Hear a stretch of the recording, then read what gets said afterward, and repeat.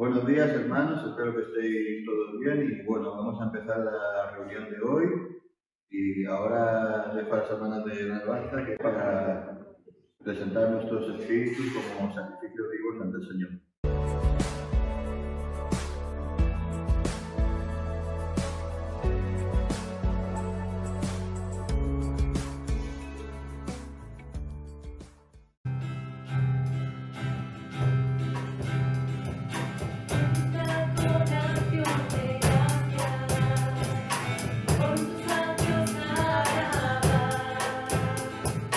Entre tu presencia con gozo, cantando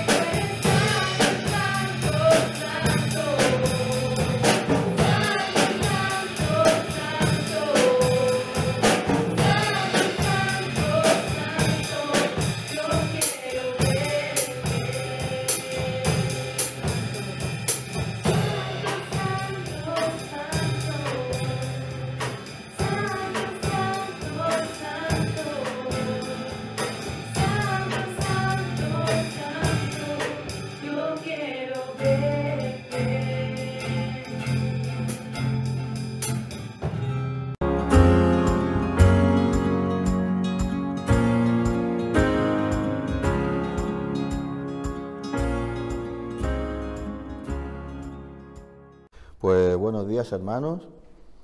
Un placer estar aquí, aunque haya venido solo, por el tema de confinamiento perimetral y eso. Y bueno, pues vamos a, antes que nada, hacer una pequeña oración para que el Señor me guíe en todo aquello que haya que decir, aunque ya se ha hecho antes, pero voy a hacer otra. Así el doble de protección divina. Pues vamos a orar. Señor, gracias por el día que nos has dado hoy. Te pedimos que tú nos des esa porción de tu palabra, Señor, que toque nuestros corazones, Señor, y que nos guíe. Y te pedimos que nos acompañes, Señor, y nos abras los ojos en todo el trayecto que vamos a emprender hoy. Gracias por todo, en el nombre de tu Hijo Jesucristo. Amén. Bueno, pues los que hayan estado viendo a través de YouTube las predicaciones que suelo seguir los miércoles, pues veréis que hemos hecho varias conferencias acerca de la vida de Moisés y hemos tocado el tema de la vida de Moisés en la niñez. Hemos visto en 3 o 4 conferencias más el tema de las plagas de Egipto y bueno, hoy hace unos meses atrás también anticipé Cántico de Moisés y hoy toca el tema del cruce de Mar Rojo. De hecho, el cruce de Mar Rojo es un hecho que fascina a mucha gente y también causa temor, asombro e incredulidad a mucha otra gente. Y viendo el cruce de Mar Rojo hoy y cómo el pueblo pasa por ahí, veremos qué tiene que ver ese cruce de Mar Rojo en nuestras vidas. Veremos cómo a través de esta historia también Dios nos puede hablar a través de unos hechos que marcaron un antes y un después para Israel en aquella época, hace 1500 años antes de Cristo. Y también veremos y nos preguntaremos cómo actuamos nosotros cuando tenemos que atravesar en nuestras vidas aquellos mares de dificultad, aquellas hostilidades en mitad de la noche, cuando de lejos nos guía una columna de fuego. Y analizaremos qué significa el fuego, el humo, y veremos a la persona de Jesús reflejado en este hecho histórico. Me acuerdo también de un programa que vi en la tele hace poco, en National Geographic, no sé si lo vi en Netflix o en la tele normal, que hablaba también de este hecho, pero carecía de mucha veracidad, tanto arqueológica como histórica. Se basaban en que la palabra Mar Rojo es relativamente nueva y en el hebreo se le llama en la Torá, en la Biblia, Yansuf, el mar de juncos. Y decían que posiblemente los israelitas pasarían por un mar de juncos de 20 centímetros y se me vino en la mente las palabras de, creo que fue Billy Graham en una conferencia de tele y pensé, madre mía, ¿y cómo en un mar de 20 centímetros se ahogó todo el ejército de Faraón? Serían patéticos, madre mía, menudo ejército. Pero bueno, bromas aparte, vamos a analizar el texto de hoy, que es Éxodo 13, de 21 hasta el 14:31. Los que tengan las Biblias, abrirlas para que a medida que toquemos la porción no os perdáis, porque solamente lo voy a leer al principio y luego veréis tanto que los textos que uso en la predicación son distintos a que voy a leer ahora, y es porque me gusta leer siempre una porción más simple o más al lenguaje a nuestros días para que la gente que no está familiarizada con la Biblia no se pierda tanto. Dice así: 13 del 21 hasta el 15 prácticamente. Así que, bueno, no hay pérdida. Éxodo 13, empezando por el 21, dice: De día el Señor iba frente a ellos en una columna de nube para indicarles el camino. De noche los alumbraba con una columna de fuego. De ese modo podían viajar de día y de noche. Jamás la columna de nube dejaba de guiar al pueblo durante el día, ni la columna de fuego durante la noche. 14:1. El Señor habló con Moisés y le dijo: Ordénales a los israelitas que regresen y acampen frente a Piahirot, entre Migdol y el mar, y que acampen junto al mar frente a Baal-Zephón. El faraón va a pensar: los israelitas andan perdidos en esa tierra, el desierto los tiene acorralados. Yo por mi parte endureceré el corazón de Faraón para que los persiga. Voy a cubrirme de gloria a costa de Faraón y de todo su ejército. Y los egipcios sabrán que yo soy el Señor. Y así lo hicieron los israelitas. Cuando el rey de Egipto se enteró de que el pueblo había escapado, tanto él como sus funcionarios cambiaron de parecer en cuanto a los israelitas y dijeron: ¿pero qué hemos hecho? ¿Cómo pudimos dejar que se fueran los israelitas y abandonaran su trabajo? Al momento ordenó el faraón que prepararan su carro y, echando mano de su ejército, llevó consigo 600 de los mejores carros y todos los demás carros de Egipto, cada uno de ellos bajo el mando de un oficial. El Señor endureció el corazón de Faraón, rey de Egipto, para que saliera en persecución de los israelitas, los cuales marchaban con aire triunfal. Todo el ejército de Faraón, caballos, carros y jinetes y tropas de Egipto salieron tras los israelitas, y les dio alcance cuando estos acampaban junto al mar, cerca de Pi-Hahirot y frente a Baal-Zephón. Y Faraón iba acercándose. Cuando los israelitas se fijaron y vieron a los egipcios pisando de los talones, sintieron mucho miedo y clamaron al Señor. Entonces le reclamaron a Moisés: ¿acaso no habían sepulcros en Egipto que nos sacaste de allá para morir en el desierto? ¿Qué has hecho con nosotros? ¿Para qué nos sacaste de Egipto? Ya en Egipto te decíamos: déjanos en paz, preferimos vivir y servir a los egipcios.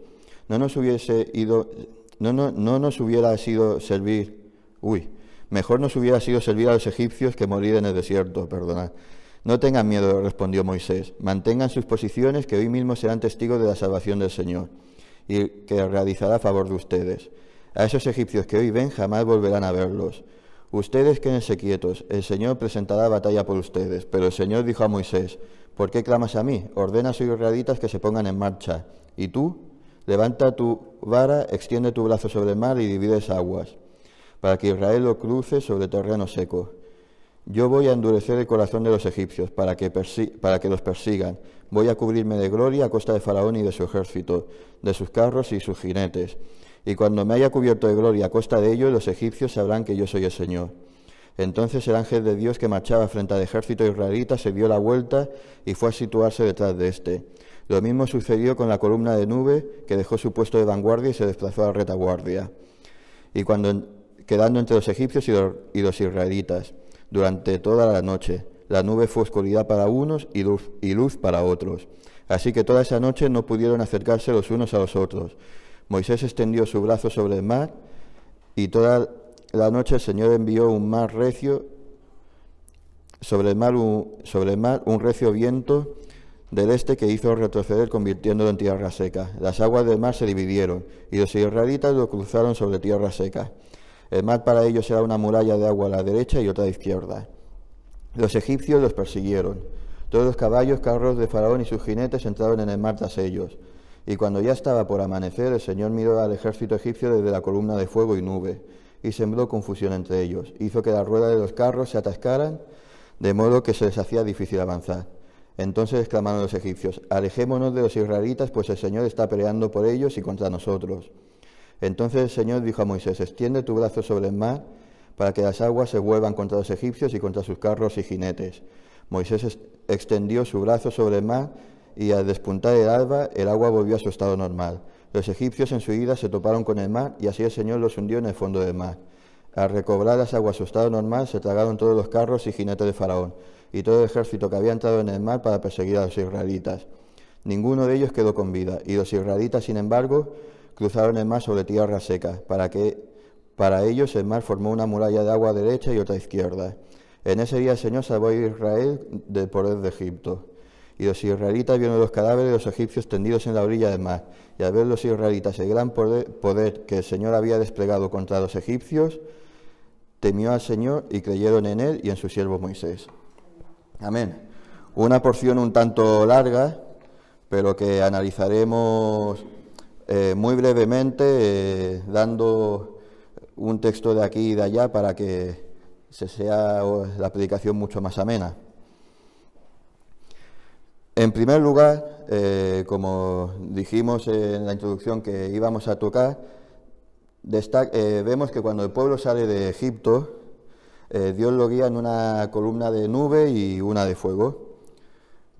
Muchos se cuestionaban estos fenómenos hasta que, gracias a las aplicaciones de los primeros móviles y las cámaras en los móviles de alta definición, descubrieron que los tornados de fuego son un fenómeno que sí que existen cuando hace mucho tiempo decían que eso era algo imposible, pero si analizamos la palabra vemos que no eran ni fenómenos atmosféricos ni paranormales, sino que era la misma presencia de Dios que guiaba al pueblo en esa misma forma. Se nos dice en las Escrituras, en Éxodo 38, 26, que salían cerca de unos 600.000 hombres a pie en edad militar mayores de unos 20 años. Y un pueblo tan grande, evidentemente, sin contar ni mujeres ni niños, tendría que ser guiado a través del desierto con grandes referencias visuales. Si alguno habéis tenido la desgracia de ver un incendio de día o de noche, veréis que el humo de los incendios se pueden ver a kilómetros y kilómetros de distancia, y que los que hayan estado en formación militar o hayan ido por el bosque de noche sabrán que solamente un cigarrillo es capaz de alumbrar se puede ver a 2 kilómetros de distancia. Es decir, imaginaos cómo se vería una columna de fuego en mitad de la noche. Pero vemos que en el texto, al principio de todo, hemos visto que marcha en formación de batalla, y eso viene a destacar dos cosas. En primer lugar, de que Dios es un Dios de orden, y luego en las formaciones normalmente se pone a los más débiles en la parte central de formación, justo detrás de la vanguardia, para que el débil sea que marque el paso y anden más protegidos. Y eso también nos llama a considerar de que Dios es un Dios de orden y que cuida de los suyos.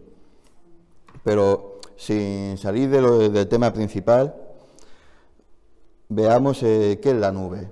Vemos que la nube, ¿por qué una nube y no una estrella o un meteorito?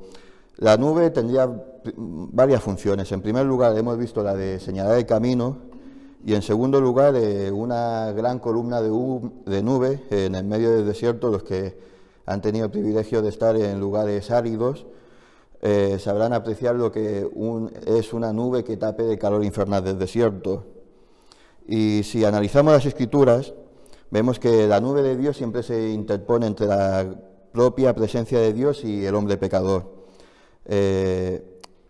Simboliza también la nube la fuerza, la protección divina, y era un recordatorio permanente de que el Señor iba delante de ellos, les protegía y les guiaba.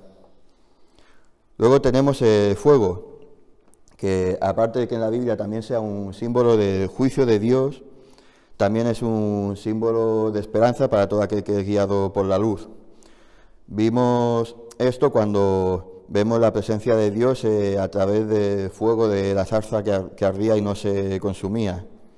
Vemos que este fuego también, que iluminaba justo al caer la noche, justo cuando en el desierto hace mucho más frío, aparte de ser una referencia visual a larga distancia para el pueblo, un pueblo de casi más de 600.000 personas, también daría calor y les protegería de las inclemencias del frío del desierto en la noche. Y también les evitaría caminar en círculos. Pero también se nos dice que ese fuego que sabemos que se nos dice que es la propia presencia de Dios, en Primera de Juan, del 1 al 5, se nos dice que Dios es luz y en Él no hay oscuridad. Vemos que la santidad de Dios se describe a lo largo de toda la Biblia como aquella perfecta luz. Se nos dice también en Juan, del 1 al 5, que se nos dice que las tinieblas no prevalecieron en contra de la luz. Y si miramos qué sería para nosotros esa luz en medio de la oscuridad, veremos reflejar a la persona de Cristo.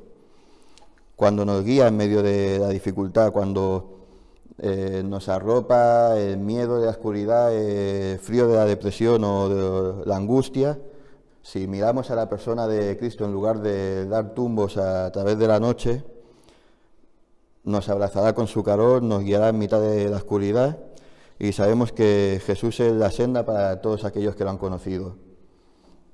Ahora lo que podríamos preguntarnos es, ¿de verdad conocemos la luz de Cristo? ¿Nos estamos dejando guiar a través de ella? Y cuando vienen las pruebas a nuestras vidas, ¿hacia dónde estamos mirando? ¿Hacia la prueba, hacia la oscuridad que parece que sea más grande? ¿O miramos aquella columna de fuego y aquella columna de humo que es la que nos guía en la dirección correcta?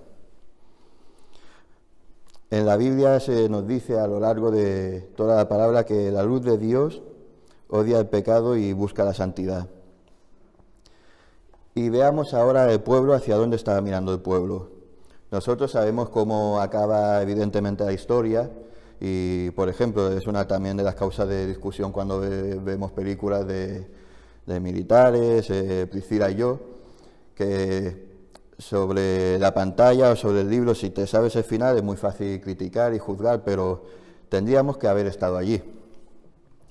A los que les guste la historia antigua, sabremos que una unidad militar en el Egipto antiguo, y si no tenéis Wikipedia, tenéis enciclopedia, si lo podéis ver ahí, que se componía de unos 5.000 hombres, y 1.000 de ellos eran, de esos 5.000, 1.000 eran los oficiales que iban de dos en dos en carros de combate, es decir, habrían 500 carros de combate cada 5.000 soldados. Un carro de combate era una máquina demasiado valiosa y cara para que la llevase un infante normal. Y aquí se nos dice que la élite de Faraón eran 600 carros. O sea, imaginaos, 600 carros, 1.200 oficiales, más seguido de sus 5.000 o más tropas a pie y a caballo, y dice que esos eran la tropa de élite. Y luego dice, y le seguía encima todo el ejército de Faraón con sus carros vulgares.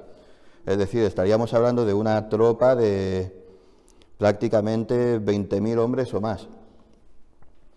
Y preparados para matar, y cosa que el pueblo llano no estaba preparado.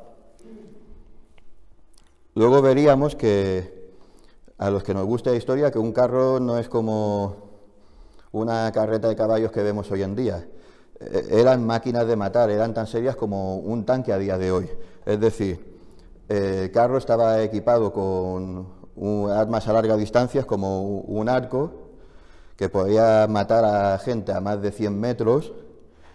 Aparte, podía atropellar a decenas de personas hasta que fuese detenido en la totalidad, y luego habían dos oficiales ahí entrenados en la élite con armas a cortas distancias como la lanza, el escudo y la espada egipcia.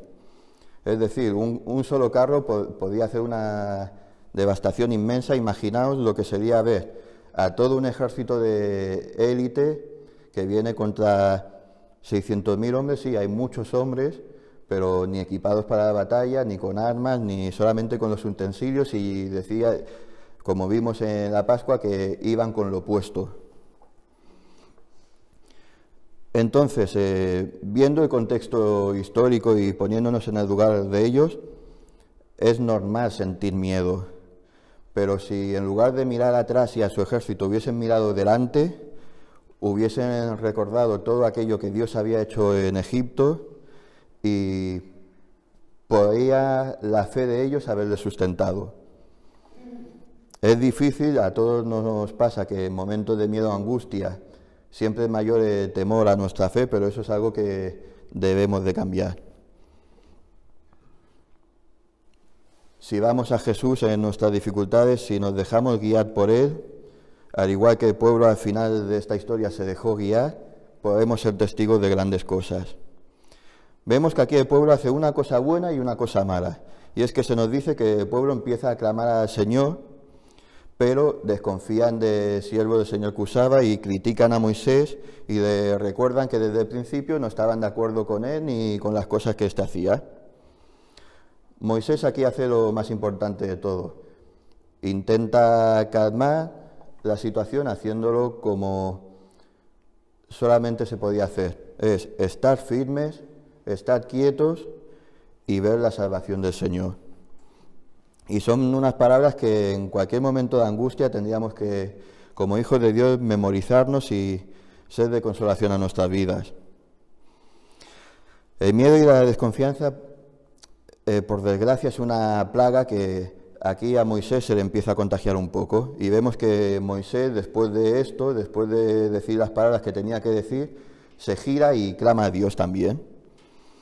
Quizás se había olvidado de aquellas palabras que vemos en el capítulo 14, de 1 a 5, que Dios ya le había dicho que es lo que iba a pasar, que iban a estar rodeados entre el desierto y el mar, que Faraón lo iba a ver así, iba a ir contra ellos y el Señor se cubriría de gloria.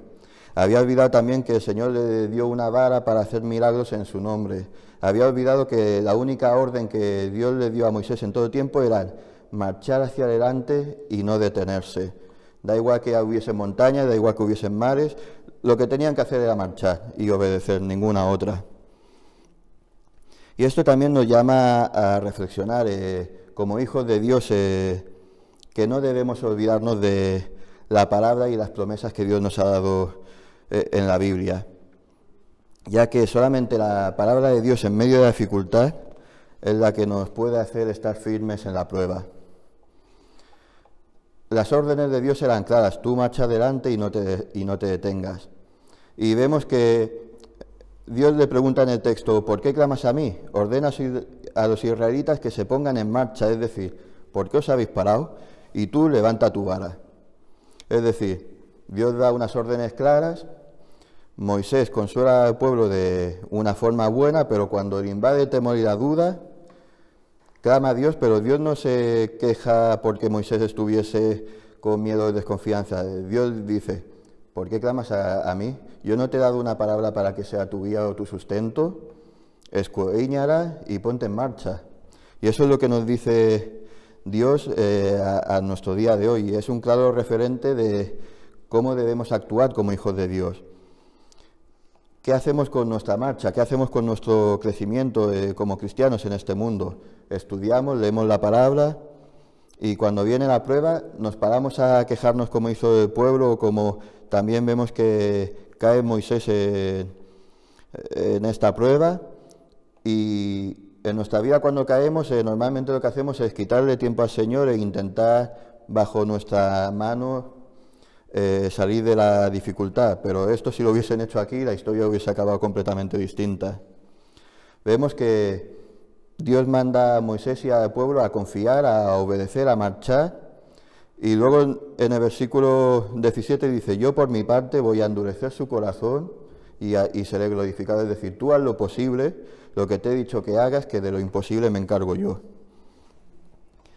Vemos que ellos empiezan a marchar por el mar, guiados por la columna de fuego y humo, y de repente vemos una figura que puede que se nos llame la atención o puede que se nos haya pasado desapercibido. Es una figura que apareció también cuando aparece la zarza en el monte y Moisés la ve por primera vez. Dice que también ve al enviado del Señor al lado. Es la misma figura que se para con Abraham y empieza a comer con él. Es la misma figura que vemos también en la creación del mundo, como participaba y todo fue creado por él y para él. Vemos esa figura como 1500 años después nacería de una virgen y daría su vida por el pecado de la humanidad. Vemos la figura al lado de esa nube de fuego, vemos al ángel del Señor.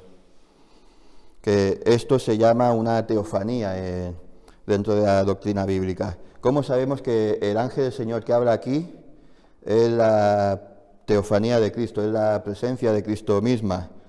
Pues analizando el texto en el hebreo, veremos que en el hebreo a los ángeles en todo el Antiguo Testamento se le llama Ben Elohim, hijos del Espíritu o creación espiritual. Vemos que al hombre la palabra Ben Adam sería hijos del polvo o creación del polvo. Por lo tanto, el único que podía llevar en el mundo los atributos propios del nombre de Dios, del nombre de Hashem, era la persona de Cristo. Por eso se llama en el hebreo Malak Yehová, o sea, el enviado del Señor. Por lo tanto, es una persona que no es ni ángel, no es ni humano, y es el propio enviado del Señor, con esas mismas letras que se le atribuyen al nombre de Dios. No queda otra por descarte y por todas las historias donde aparece, que ver la persona de Jesucristo reflejado ahí. Vemos que él estaba ahí al comienzo guiando junto con esa columna de fuego, guiando al pueblo a través del mar. Pero vemos que él se para, se marcha y se va a la retaguardia.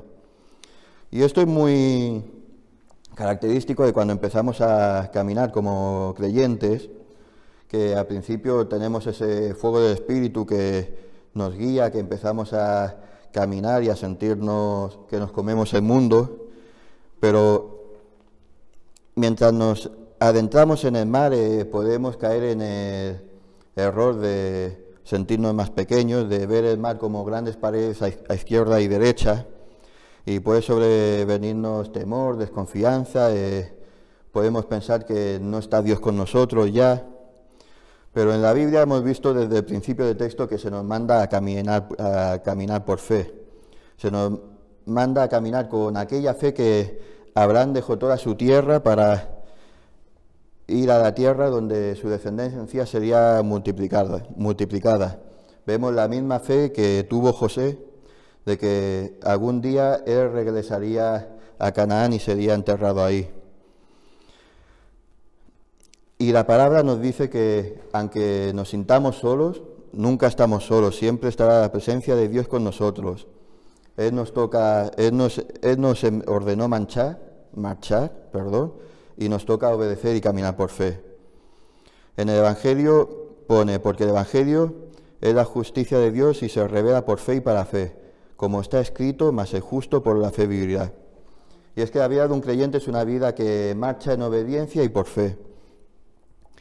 Y el mensajero del Señor se va de lo más fácil, que es la vanguardia, para irse al meollo del asunto, para irse a la crudeza de la situación, que es la retaguardia. Y si miramos hacia atrás en nuestras vidas, hacia aquella retaguardia, vemos que Dios hizo lo imposible, vimos que luchó en mayor combate de la humanidad y nosotros solamente debemos de caminar el camino que Él nos señaló. Vemos que Él era la nube y vemos que esa nube eran tinieblas para uno y luminaria para otro. Y eso es lo que también nos damos cuenta hoy en día, que Jesús debe ser la luz que nos guía y el fuego que nos impulsa, pero también tristemente es tinieblas y perdición para otros, para los que no recibieron su luz, como está escrito en 1 Corintios 1:18, porque la palabra de cruz es locura para los que se pierden, pero para los que se salvan, esto es a nosotros, es poder de Dios. Vemos la separación que Dios hace entre los enemigos de Dios y la protección que hace por su pueblo y por la Iglesia. Y dice también que ni los unos ni los otros podían acercarse durante toda la noche. Vemos que el ángel del Señor aquí mira los carros, las grandes máquinas de matar, aquello que era la gloria de los egipcios, y los inutiliza. Por lo que al final reconocen, después de todo lo que han pasado, que anda que también tardaron, reconocen el gran poder de Dios y que este gran Dios era el que estaba peleando por Israel. Y cuando se dieron cuenta y empiezan a huir, ya fue tarde para ellos. Y esto que les pasó a ellos también es una advertencia a nosotros hoy en día. A nosotros se nos manda a marchar, se nos manda a tener una relación con Él y de su palabra. Se nos manda que, aunque pasemos por en medio del mar, no mengue nuestra fe. Y también se nos manda a lo más importante, que es ser transmisores de su mensaje. Aquí los enemigos de Dios ya se dieron cuenta de que Dios era soberano cuando era demasiado tarde. Y esto me recuerda a las palabras que hay en Filipenses 2, del 10 al 11, que dice: para que en el nombre de Jesús se doble toda rodilla de los que están en los cielos, en la tierra y debajo de ella, y toda lengua confiese que Jesucristo es el Señor, para la gloria de Dios Padre. Y en Apocalipsis, en el 20, leemos también lo siguiente: y vi un trono blanco y al que estaba sentado en él, delante de los cuales huyeron el cielo y la tierra, y ningún lugar se encontró para ellos. Y vi a los muertos, grandes y pequeños, de pie ante Dios. Y los libros fueron abiertos, y un libro fue abierto, en el cual es el libro de la vida, y fueron juzgados los muertos según las cosas que en ellos estaban escritas, según sus obras. Y el mar entregó los muertos que habían en él, y la muerte y el Hades entregaron los muertos que había en ellos. Y fueron juzgados cada uno según sus obras, y la muerte y el Hades fueron lanzados al lago de fuego. Esta es la muerte segunda, y el que no se halló inscrito en el libro de la vida fue lanzado al lago de fuego. Si analizamos estos dos textos y vemos lo que se nos manda la palabra, tenemos una responsabilidad muy grande. Tenemos la obligación de advertir a aquella gente que nos persigue, a aquella gente que a veces nos mira como bichos raros. Tenemos que advertirle que un mar se cierne sobre ellos. Nosotros marchemos para adelante y no tengamos temor. Vivamos por la fe. Nosotros sabemos que tenemos un Dios grande y se nos manda a confiar en Él en todo momento. Por lo tanto, amémosle y obedezcámosle con todo nuestro corazón. Amén.